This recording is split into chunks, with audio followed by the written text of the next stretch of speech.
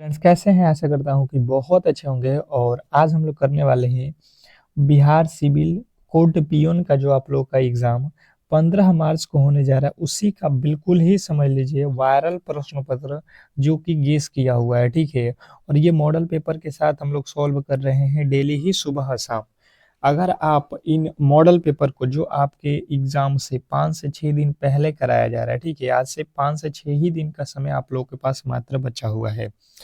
तो जो भी मेरे दोस्त यहाँ पे इस मॉडल पेपर को तैयार कर लेते हैं, जो कि 5 से 6 मॉडल पेपर डेली ही सुबह में एक ठो और एक ठो शाम में आपको कराया जा रहा है, तो 100% आप इस एग्जाम को आसानी से क्रैक कर लोगे। क्योंकि देखिए इसकी खासियत है कि आपको इसमें जो है बिल्कुल मैंने पेपर के अकॉर्डिंग बनाया हुआ है, जो नया सिलेबस आपका निकाला गया है उसके अकॉर्डिंग। और खास करके जैसे आप लोगों को यहाँ पे एक ही क्लास में आपको मैथ भी मिलेगा, और आप लोगों का इंग्लिश भी मिलेगा, और आप लोगों का जो है हिंदी भी मिलेगा। तो ये 3 सब्जेक्ट जिस तरीके से आपके पेपर में आएंगे, बिल्कुल मैंने पेपर ही आप लोगों को यहाँ पे बना दिया है। केवल और केवल अगर आप क्लास को अंत तक देखोगे तो आपको एक आइडिया भी मिल जाएगा कि आपको एग्जाम हॉल में पेपर किस तरीके के और कैसे आने वाले हैं। तो ये जो है खासियत है इस क्लास की। आप लोगों से रिक्वेस्ट करेंगे कि जो भी मेरे दोस्त बिहार सिविल कोर्ट पियोन का जो है एग्जाम देने वाले हैं, तो बिल्कुल ही इस क्लास को स्किप मत करना, क्योंकि हर एक प्रश्न आपके लिए बहुत महत्वपूर्ण है। आपको केवल हिंदी पढ़ने से नहीं होगा, आपको केवल मैथ पढ़ने से नहीं होगा, और आपको केवल इंग्लिश पढ़ने से भी नहीं होगा। आपको तीनों सब्जेक्ट में, खास करके मैथ और हिंदी, इसमें तो आपको 70 नंबर का है, तो यहाँ पे जो है आपको स्ट्रांग बनाना है। तो इसलिए मैंने जो है इन तीनों ही सब्जेक्ट को बेहतर तरीके से यहाँ पे कवर कर दिया है, जो कि आपको एक ही क्लास में, जो कि 15 मार्च के लिए रामबाण सिद्ध होगा। 100% प्रश्न जो है आपको यहाँ से देखने को मिलेगा। तो आप इस क्लास को ज़्यादा से ज़्यादा जो है आप लोग शेयर कर दीजिए, ताकि हर एक मेरे दोस्त के पास पहुँच जाए जो है एग्जाम पियोन के देने वाले हैं। तो चलिएगा फटाफट से क्लास को जो है आप लोगों से रिक्वेस्ट करूंगा कि लाइक कर लीजिए, और चैनल को सब्सक्राइब नहीं किए हैं तो चैनल को सब्सक्राइब कर लीजिए, क्योंकि समय आप लोगों के पास बहुत कम है और पढ़ना ज़्यादा है। तो इसी तरीके से हम भी आप लोगों के लिए मेहनत कर रहे हैं, कम समय में बेहतर से बेहतर जो है क्वेश्चनों को करा रहे हैं। तो बिल्कुल क्लास को अंत तक देखो। पहला प्रश्न आपके सामने है कि पावक का संधि विच्छेद करें। देखिए आप स्टार लगा लो, यही लेवल रहेगा। पावक का संधि विच्छेद बहुत इंपॉर्टेंट है और बहुत बार एग्जाम में पूछा गया ये प्रश्न है, और खास करके आप लोग को ये जो है तंग भी करता है। ठीक है। तो देखिए एक होता है पवन और एक होता है पावन, इसमें दो ठो फर्क है। अगर पवन कहेगा तो इसमें ओ का मंत्र लगाओगे पो, और अगर कहेगा पावन, यहाँ पे एक पा ही दे देगा तो आपको यहाँ पे एक मंत्र चढ़ा देना है। तो पो प्लस अन लगा दीजिएगा, ये आप लोगों का क्लियर हो जाएगा। तो अगर आपने ऑप्शन नंबर बी को चुना है, अगर आपने ऑप्शन नंबर बी को चुना है तो बिल्कुल राइट उत्तर है। यही पवन कहेगा तो आपको ये जो यहाँ पे एक मात्रा है, यहाँ से एक मात्रा कम कर दीजिएगा तो पो प्लस अन हो जाएगा पवन का। तो गलती नहीं करोगे। हर एक टॉपिक, हर एक जो है तरीके के बनाएंगे, बताएंगे प्रश्न, जहाँ से आपको 100% एग्जामिनर देता ही देता है प्रश्न। यहाँ पे देखिए यथाशक्ति में कौन सा समास है। यथाशक्ति क्वेश्चन नंबर दूसरा बहुत इंपॉर्टेंट है। समास टॉपिक से आपके 3 से 4 प्रश्न पूछेगा, तो ये टॉपिक आपको क्लियर होना चाहिए। यथाशक्ति सबसे पहले हमने समास पढ़ा हुआ है कि जिसमें कारक चिन्ह आता है उससे तत्पुरुष कहते हैं। तो यहाँ पे तो कारक चिन्ह है नहीं, यथाशक्ति, यथाशक्ति है। देखो द्विगु समास किसको बोला जाता है? द्विगु बोला जाता है जिसके पहला संख्या संख्यावाचक हो, तो ये भी संख्यावाचक भी नहीं है। अब यही भाव समास, ये यही भाव समास में हमने क्या पढ़ा है कि पहले जो है उपस्वर्ग लगा हो। तो देखिए शक्ति जो लिखा गया है शक्ति, इसके पहले लगा है यथा। यथा ही तो जो है आप लोग का उपस्वर्ग है, तो बिल्कुल हमारा जो है अव्ययी भाव समास है। आपको क्लियर तोड़ तोड़ के बताएंगे, हिंदी में एक भी प्रश्न गलत नहीं होगा, इसका 100% गारंटी है अगर आप क्लास कर लेते हो तो। ठीक है। अभी मैथ के भी प्रश्न कराएंगे, इंग्लिश के भी कराएंगे, तो क्लास को अंत तक देखो, हर एक जो है टॉपिक के कराएंगे, तो गलती की गुंजाइश किसी भी एंगल से नहीं होगा। अमीय शब्द का जो है पर्यायवाची, अमीय जो है शब्द का पर्यायवाची शब्द बताना है। अमीय का जो है पर्यायवाची क्या होता है? विष होता है, सुधा होता है, मधुप होता है, आम्र होता है। आपके 4 ऑप्शन दिया गया है। अम्लीय, अम्लीय आप लोगों को मालूम है कि अम्लीय विष को तो कहा नहीं जाता है भाई साहब। मधुप ये तो बिल्कुल नहीं है। आम्र जो है आम को बोला जाता है। तो यहाँ पे बचा हुआ क्या है? आप कहोगे सुधा, सुधा कहिए, अम्लीय कहिए, ये जो है आप लोगों का एक ही बात है, ये एक दूसरे के पर्यायवाची है। ऑप्शन नंबर बी क्लियर, आप लोगों को याद रखना है। नेक्स्ट प्रश्न की ओर चलेंगे और अगला प्रश्न आपके सामने है, अस्थावर का विलोम शब्द क्या होगा? अस्थावर, इसका जो है विलोम पूछा गया है। विलोम से आपके 2 से 3 प्रश्न पूछे जाएंगे, बहुत इंपॉर्टेंट है। आपको वही विलोम शब्द कराएंगे जो इंपॉर्टेंट है, जो आपके एग्जाम के पॉइंट ऑफ व्यू से बहुत ज्यादा इंपॉर्टेंट है। तो अस्थावर का होता है जंगम। ऑप्शन नंबर डी जो है आपके लिए बिल्कुल राइट उत्तर है। नेक्स्ट प्रश्न की ओर चलेंगे और अगला प्रश्न आपके सामने है, आगे सिर ना आगे सिर पर धर लेना, अंगारे सिर पर धर लेना, मुहावरे का अर्थ क्या है? बताना है आप लोगों को कि अंगारे सिर पर धर लेना, ये जो मुहावरा है इसका जो है अर्थ क्या है? तो जो भी मेरे दोस्त यहाँ पे बता रहे हैं कि कठिन जो है विपत्ति सहना, बिल्कुल राइट उत्तर है। ऑप्शन नंबर बी, कठिन विपत्ति सहना, ऑप्शन नंबर बी वाले बिल्कुल राइट उत्तर है। अगला प्रश्न है कि हाथ कंगन को आरसी, क्या लोकोक्ति का अर्थ क्या है? हाथ कंगन को आरसी का क्या जो है, इस लोकोक्ति का जो है क्या अर्थ होता है, ये आप लोगों को बताना है। Question number 6। तो छठे नंबर प्रश्न का राइट उत्तर हो जाएगा आप लोगों का कि जो है प्रत्यक्ष को प्रमाण की आवश्यकता नहीं होती। ऑप्शन नंबर ए जो है आप लोगों के बिल्कुल राइट उत्तर है। अगला प्रश्न आपके सामने है कि निम्नलिखित में से शुद्ध वर्तनी का चयन करें। देखिए हिंदी 35 क्वेश्चन आएंगे और बहुत इजी आएंगे। पियोन का एग्जाम है, आपको 10th लेवल प्रश्न पूछा जाएगा जो कि आपको उसी के लेवल से, उसके थोड़ा सा हार्ड ही मैंने क्वेश्चनों को रखा हुआ है, तो गलती नहीं होगा। मुझे लगता है आसानी से आप करके आओगे। तो शुद्ध वर्तनी से रिलेटेड प्रश्न तो आपको दिया ही जाएगा। और कवित्री कैसे लिखा जाता है आप लोगों को याद रखना है, कवयित्री होता है। Option number B, option number B आप लोगों को बताना है। अगला प्रश्न है कि जो सब कुछ जानता हो उसके लिए एक शब्द, जो सब कुछ जानता है उसके लिए एक शब्द में आप क्या बोलोगे? बताने की कोशिश कीजिए। क्वेश्चन नंबर 8, तो आपको बताना है जो सब कुछ जानता है उसे बोलते हैं सर्वज्ञ। ऑप्शन नंबर सी जो है आपके बिल्कुल राइट उत्तर है, इसमें कहीं से भी डाउट नहीं होना चाहिए। अगला प्रश्न आपके सामने है, जो पहले कभी न हुआ हो उसके लिए एक शब्द, जो पहले कभी न हुआ हो, बताइएगा। तो जो पहले कभी न हुआ हो उसके लिए एक शब्द होता है अभूतपूर्व। ऑप्शन नंबर बी जो है आप लोगों को बिल्कुल राइट उत्तर है। नेक्स्ट प्रश्न की ओर चलेंगे और उससे पहले आप लोगों से रिक्वेस्ट करेंगे कि क्लास को लाइक नहीं किए हो तो लाइक कर लो और चैनल को सब्सक्राइब कर लो, क्योंकि ये क्लास अब सुबह और शाम डेली चलेगा जब तक आपका एग्जाम समाप्त नहीं होगा और बिल्कुल फ्री क्लासेज रहेगा। और तीनों सब्जेक्ट आपको यहीं पे मिलेगा एक ही क्लास में। निम्नलिखित में से तद्भव जो है आपको चुनना है। तद्भव, तद्भव इसमें कौन है बताइएगा? अग्नि, ये तो आग का जो है, इसका आग तद्भव होता है। मयूर, मयूर क्या है? ये तो तत्सम है, ये भी अग्नि तत्सम है क्योंकि अग्नि का आग होता है तद्भव। तो यहाँ पे जो है आपके पास घी है, सूर्य है, इसमें सब क्या होगा? तो घी हो जाएगा। सूर्य की क्या हो जाएगा? आप कहोगे तद्भव सूरज हो जाएगा। ठीक है, तो इस तरीके से आपको घी जो है बिल्कुल राइट उत्तर है। अगला प्रश्न है, नायक शब्द का स्त्रीलिंग रूप। नायक का जो है स्त्रीलिंग रूप आपसे पूछ रहा है कि नायक का स्त्रीलिंग रूप क्या होता है? तो नायक का क्या होता है? नायिका होता है। आप ऑप्शन नंबर ए के साथ गए हो तो बिल्कुल राइट उत्तर है। हर एक प्रश्न को आप एक एक बार जो है देख लेते हो, आप आसानी से क्रैक कर लोगे एग्जाम को। अगला प्रश्न है, परोपकार में प्रयुक्त संधि का जो है नाम क्या है? परोपकार में प्रयुक्त जो है संधि का नाम बताना है। क्वेश्चन नंबर 12, 12वें नंबर प्रश्न के राइट उत्तर बताएंगे। परोपकार में क्या हो जाएगा? अगर आप बनाओगे तो पर प्लस उपकार, परोपकार का क्या होता है? पर प्लस उपकार। ठीक है, उपकार, तो यहाँ पे क्या हो जा रहा है? तो गुण संधि हो रहा है। ठीक है, ऑप्शन नंबर जो है आप लोगों को ए लगाना है। ऑप्शन नंबर ए वाले बिल्कुल राइट उत्तर है। नेक्स्ट प्रश्न आपके सामने है कि शुद्ध वाक्य का चयन करें। क्या करना है आपको? शुद्ध वाक्य का चयन करना है। इसमें जो है शुद्ध कौन सा वाक्य है ये आप लोगों को बताना है। बताने की कोशिश करेंगे। क्वेश्चन नंबर 13, 13वें नंबर प्रश्न के जो राइट उत्तर है जो है आप लोगों को क्या कहोगे, मुझे बहुत आनंद आता है, मुझे बहुत आनंद आता है। ऑप्शन नंबर बी वाले 100% सही उत्तर है। नेक्स्ट प्रश्न की ओर चलेंगे और अगला प्रश्न है अंधे की लकड़ी मुहावरे का अर्थ। अंधे की लकड़ी मुहावरे का अर्थ क्या है? क्वेश्चन नंबर 14, 14वें नंबर प्रश्न के जो राइट उत्तर है फटाफट से आपको बताना है। बताइएगा क्वेश्चन नंबर 14 का राइट उत्तर क्या होने वाला है? अंधे की लकड़ी।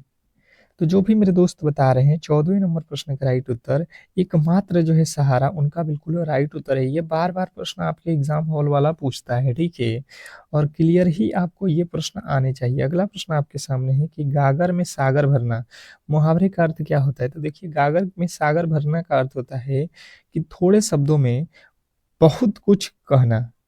ऑप्शन नंबर बी जो है आप लोगों का बिल्कुल राइट उत्तर है। नेक्स्ट प्रश्न की ओर चलेंगे और अगला प्रश्न है कि आलोक का जो है विलोम शब्द, आलोक मतलब क्या होता है? आलोक मतलब होता है जहां पे जो है उजाला हो जाता है, अजोर हो जाता है, ठीक है। तो उसका जो है अपोजिट क्या होता है? आलोक का अज्ञात। आलोक है ना, आलोक आलोक अज्ञात का अज्ञात, अ, अशुद्ध का शुद्ध, और अंधकार, आलोक का क्या हो जाएगा? अंधकार। ऑप्शन नंबर जो है आपका सी।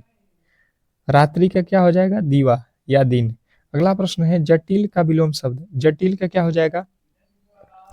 जटिल। जटिल का क्या हो जाएगा बताने की कोशिश करेंगे। जटिल, जटिल का आप लोग याद रखोगे, बहुत बेहतरीन है। सरल, जटिल मतलब जो है आप लोग जो कठिन हो, और सरल मतलब आसान, उसका अपोजिट। अगला प्रश्न है गणेश का जो है पर्यायवाची नहीं है। देखिएगा लास्ट वर्ड पढ़िएगा, नहीं तो गलती हो जाएगा। इसने कहा है गणेश का पर्यायवाची शब्द नहीं है। ये जो है बहुत इंपॉर्टेंट है, आपको लास्ट लाइन पढ़ना। तो गणेश का जो है पर्यायवाची नहीं है तो सुधांशु, सुधांशु किसे बोला जाता है? चंद्रमा को। किसको है? चंद्रमा। तो ये आप लोगों को ध्यान देना है। Option number D.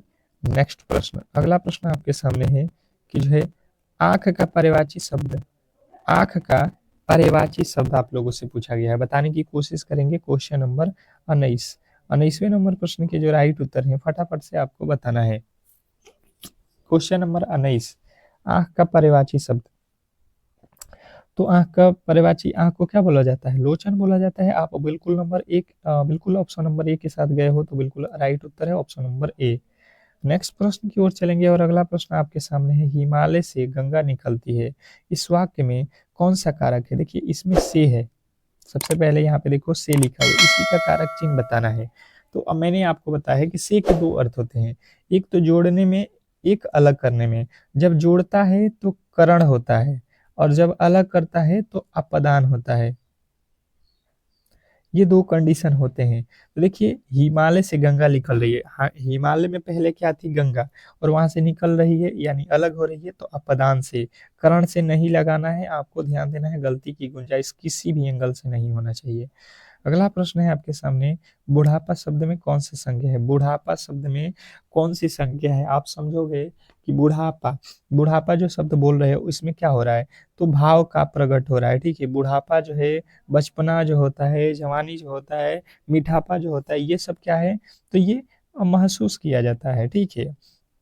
वह अपने आप चला गया, वह अपने आप चला गया, इस वाक्य में आप जो है ये कौन सा सर्वनाम है? तो देखिए वह अपने आप, अपने आप यानी कि निजी, निजवाचक हो जाएगा। वह अपने आप, निज स्वयं ही, और वह चला गया। ऑप्शन नंबर सी जो है आपका बिल्कुल राइट उत्तर है। नेक्स्ट प्रश्न आपके सामने है पीताम्बर में कौन सा समास है? यदि श्री गणेश के जो है अर्थ में हो तो पीताम्बर में कौन सा समास है? बताने की कोशिश करेंगे सभी लोग। तो देखिए पीताम्बर, पीताम्बर आप क्या बताओगे? पीताम्बर बोलोगे बहुब्रीही समास। क्या होता है? बहुब्रीही। Option number A. क्योंकि पीताम्बर श्री गणेश के अर्थ में यानी गणेश जी को बोला जा रहा है, तो बिल्कुल राइट उत्तर आपका क्या हो जाएगा? ऑप्शन नंबर ए। नेक्स्ट प्रश्न की ओर चलेंगे और अगला प्रश्न है कि अ, उत्थान का विलोम शब्द, उत्थान। क्वेश्चन नंबर 24, उत्थान का जो है विलोम शब्द क्या हो जाएगा? तो देखिए उत्थान का अपोजिट होता है यहाँ पे पतन। ऑप्शन नंबर बी जो है आप लोगों के बिल्कुल राइट उत्तर है, इसमें कहीं से भी डाउट नहीं होना चाहिए। नेक्स्ट प्रश्न है कनक, कनक ते 100 गुने में कौन सा जो है अलंकार है? कनक कनक ते 100 गुने में कौन सा अलंकार है? तो जो भी मेरे दोस्त बता रहे हैं यमक बिल्कुल राइट उत्तर है। नेक्स्ट प्रश्न की ओर चलेंगे और अगला प्रश्न है, जो किए गए उपकार को मानते हो उसके लिए एक शब्द, जो किए गए उपकार को मानते हो उसके लिए एक शब्द बताने की कोशिश करेंगे। क्वेश्चन नंबर आपके सामने जो है यहाँ पे 26वें नंबर प्रश्न के जो राइट उत्तर हैं जिन्होंने बताया है कि जो है कृतघ्न, उनके बिल्कुल राइट उत्तर है ऑप्शन नंबर बी। नेक्स्ट प्रश्न की ओर चलेंगे और अगला प्रश्न है कि खग का अर्थ क्या है? खग का अर्थ क्या है? क्वेश्चन नंबर 27वें नंबर प्रश्न के जो राइट उत्तर है फटाफट से आपको बताना है खग का अर्थ क्या होता है। तो खग बोला जाता है पक्षी को। ऑप्शन नंबर बी जो है आप लोगों के बिल्कुल राइट उत्तर है। नेक्स्ट प्रश्न की ओर चलेंगे और अगला प्रश्न आपके सामने है कि जो है स्वागत का संधि विच्छेद करें। स्वागत का जो है संधि विच्छेद आप लोगों से पूछा गया है। तो स्वागत में आधा सा है, तो ये सबसे पहले आधा कोई भी अंक हो तो उसमें छोटा ऊ या छोटी ई के मात्रा से हम बनाते हैं। तो यहाँ पे जो है सु हो जाएगा और केवल एक ही ऑप्शन में है सु स्टार्ट, सु प्लस आगत, आप राइट उत्तर के साथ जाओगे। अगला प्रश्न आपके सामने है, चिराग तले अंधेरा लोकोक्ति का अर्थ क्या है? चिराग तले अंधेरा बहुत बेहतरीन प्रश्न है, बताने की कोशिश करेंगे सभी लोग। तो जो भी मेरे दोस्त अपनी बुराई न दिखना बिल्कुल राइट उत्तर है ऑप्शन नंबर ए। नेक्स्ट प्रश्न की ओर चलेंगे और अगला प्रश्न है, लंबोदर किस प्रकार का शब्द है? लंबोदर किस प्रकार का शब्द है, बताने की कोशिश कीजिए सभी लोग। क्वेश्चन नंबर 30वें नंबर प्रश्न के जो राइट उत्तर है बताएंगे लंबोदर।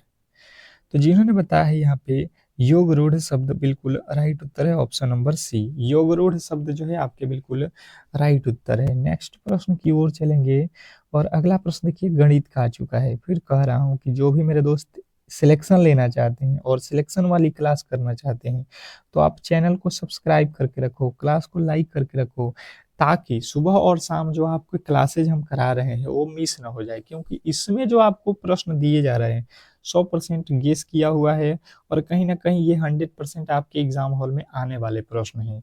क्योंकि जो आपका लेवल है, जो सिलेबस है, उसके अकॉर्डिंग जो है इस क्लास को हम करा रहे हैं और मैथ, रीजनिंग, इंग्लिश तीनों को करा रहे हैं, कहीं से भी बाहर नहीं आने वाला है। देखिए कह रहा है किसी संख्या का 40% 80 के बराबर है तो वह संख्या क्या है? सबसे पहले इसने जो बोला है उसी के अकॉर्डिंग अगर आप काम करते हो तो गलती की गुंजाइश किसी भी एंगल से नहीं होगा। देखिए ये कह रहा है कि किसी संख्या का 40%, हमने किसी संख्या का मान लिया कि वह संख्या x है और उसका 40% निकाले हैं तो 80 आ गया।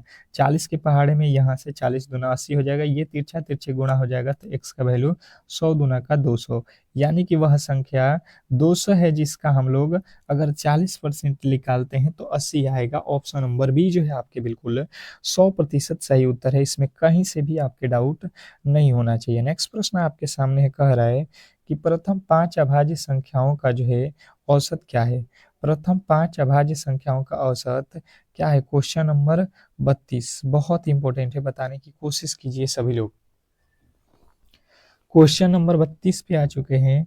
इस प्रश्न का जो राइट उत्तर है वो क्या होने वाला है? तो देखिए 5 अभाज्य संख्याओं का जो है औसत निकालना है तो सबसे पहले 5 संख्याएं अभाज्य जो है आपको मालूम होनी चाहिए।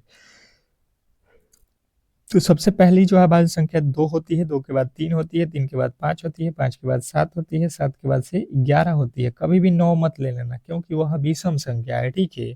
और यहाँ पे जो है टोटल संख्याओं से भाग दे दो 5, 11 7 18 5 23 3 26 2 28, 28/5 कर दो, 5 बचे 25 और 5 छके 30। मुझे लगता है गलती की गुंजाइश किसी भी एंगल से नहीं करोगे आप लोग, ठीक है।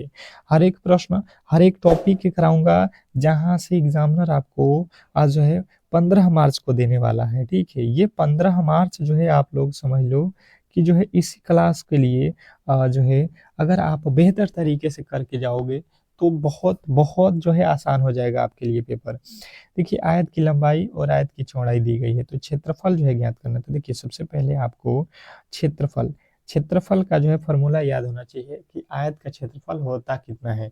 तो आयत का क्षेत्रफल आपको मालूम है कि ये होता है लंबाई और गुणे चौड़ाई। इसने कहा है लंबाई 15 है और चौड़ाई 10 है, तो 10 में 15 से गुणा कर दो, आप आसानी से क्रैक कर लोगे। 10 गुणे 15 कितना होता है?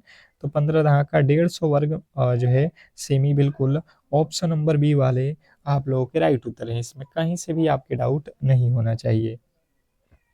नेक्स्ट प्रश्न आपके सामने है कि 0.05 गुणे 0.5 का जो है मान क्या होगा। देखिए सबसे पहले पॉइंट से नहीं डरना चाहिए। अगर आपको पॉइंट से डरते हो फिर ये प्रश्न आप गलती कर दोगे। सबसे पहले देखना है इसमें कि इधर कितने अंकों के बाद पॉइंट के बाद कितने अंक है, तो 2। इधर पॉइंट के बाद कितने अंक है, 1। यानी कुल मिला के हमें पॉइंट के बाद 3 अंक जो है लगाना है। यहाँ पे दशमलव होगा, इसके बाद इधर 3 अंक होने चाहिए। आप देख लो 3 अंक किसमें है, यहाँ पे 4 अंक है, बिल्कुल गलत। यहाँ पे 1 अंक है, बिल्कुल गलत। यहाँ पे 2 अंक है, बिल्कुल गलत। मुझे लगता है गुणा भी नहीं आएगा तब भी आप कर लोगे, गुणा नहीं आएगा तब भी कर लोगे। देख लो यहाँ पे पॉइंट के बाद 3 अंक, क्योंकि यहाँ पे 2 अंक और यहाँ पे 1 अंक, मिला के 3 अंक पर पॉइंट होगा, ऑप्शन नंबर बी। और 5 में 5 से गुणा करोगे 25, कहीं से भी गलती नहीं होगा। अगला प्रश्न आपके सामने है कि यदि 15 कलमों का मूल्य 180 रुपये है तो 25 कलमों का मूल्य जो है बताने की कोशिश करेंगे। सिंपल है प्रश्न, सिंपल है, आप आसानी से करने की कोशिश कीजिए। इस प्रश्न के राइट उत्तर के साथ आप जाइए। क्या लगता है आपको कि जो है इस प्रश्न का राइट उत्तर क्या होने वाला है। देखिए सबसे पहले आपको ध्यान देना है, यहाँ पे 15 कलम है और इसका जो है मूल्य 180 रुपये है। ठीक है जी, कोई दिक्कत नहीं है। हम क्या करेंगे, एक पेन का मूल्य निकालेंगे। तो एक पेन का कीमत जब निकालने जाएंगे तो ये 15 से काटेंगे, 15 एक में 15 और यहाँ पे 15 दूना का 30, यानी कि कितने रुपया पड़ा, 12 रुपया का एक कलम है। इसने कहा भाई साहब 25 कलम हमें जो है चाहिए, 25 कलम का जो है मूल्य बता दो। तो यहाँ पे 25 और गुणे कर देंगे 12।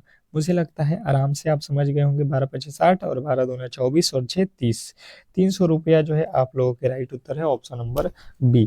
कहीं से भी गलती नहीं होना चाहिए। नेक्स्ट प्रश्न की ओर चलेंगे और अगला प्रश्न आपके सामने है कि 625 प्लस 441 का मान क्या होगा। 625 प्लस 441 का जो है वैल्यू क्या होने वाला है। देखिए सबसे पहले आपको वर्गमूल लाना चाहिए। इसके वर्गमूल क्या होते हैं, 625 का आप लोगों ने वर्गमूल सीखा होगा तो निकाल सकते हैं, नहीं सीखे हैं तो आपको मुझे लगता है कि याद भी होगा। अगर आप पढ़ रहे हैं, तैयारी कर रहे हैं तो 625 सबको मालूम है कि 25 का वर्गमूल होता है और 441 किसका होता है, 21 का। इन दोनों को जोड़ दो तो ये हो जाएगा 6 और ये हो जाएगा 4।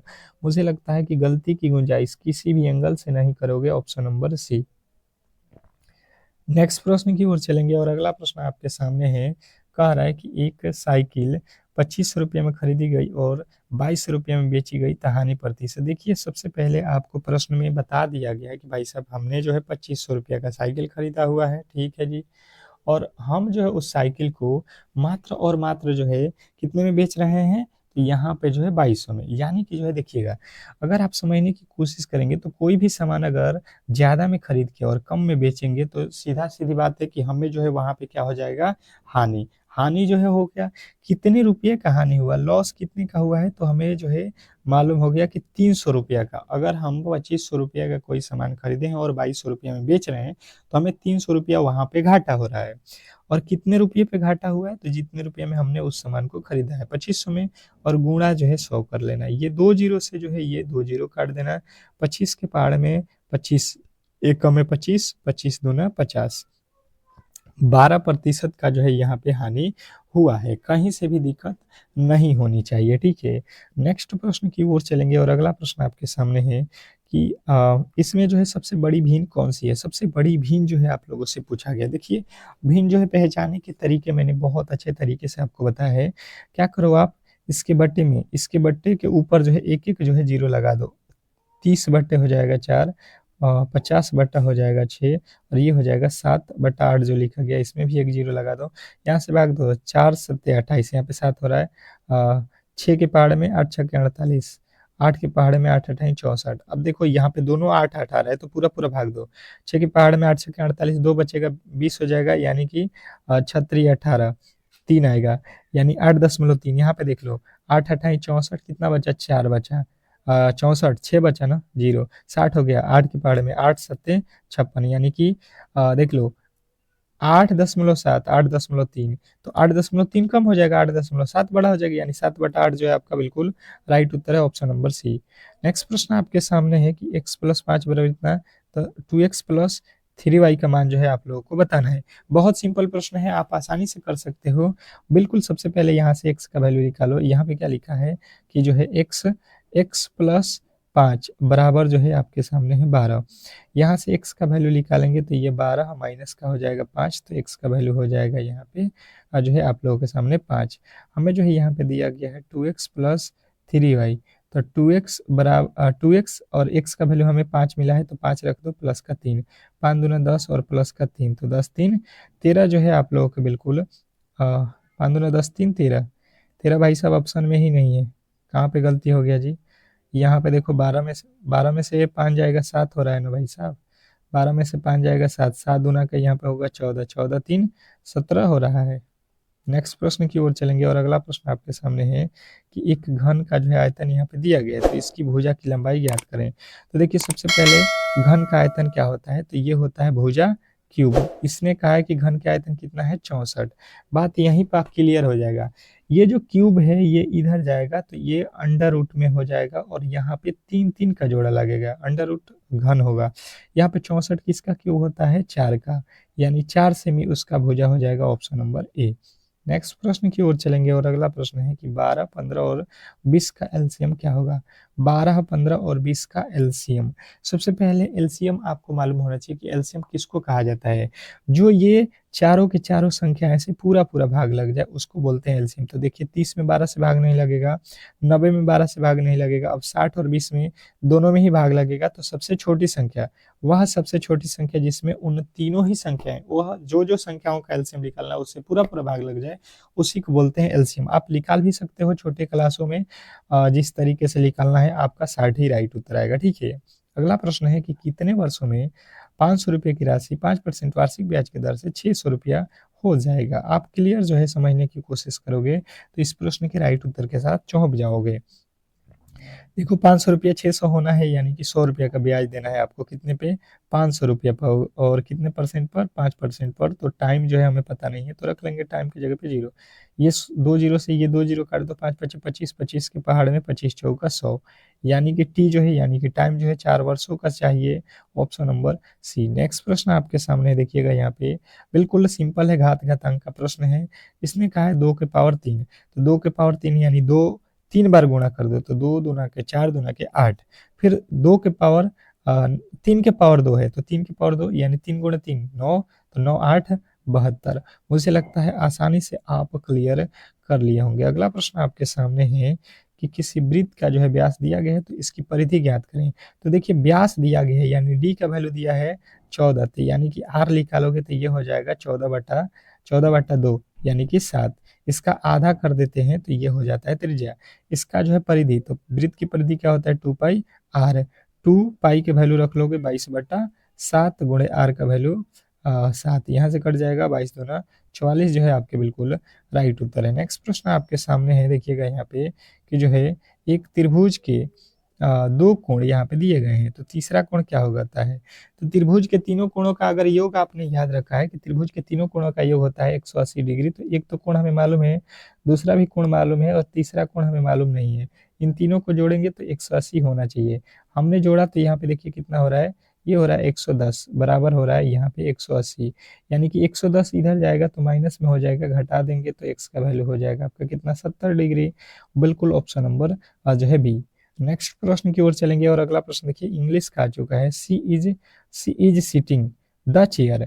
आप एक बार जो भी मेरे दोस्त मेरे क्लास को देख रहे हैं बिल्कुल क्लास को लाइक और शेयर कर दो। अगर आपको क्लास अच्छा लग रहा है तो लाइक शेयर और चैनल को सब्सक्राइब करके रखो, अगर एक सीट पक्का करना है तो।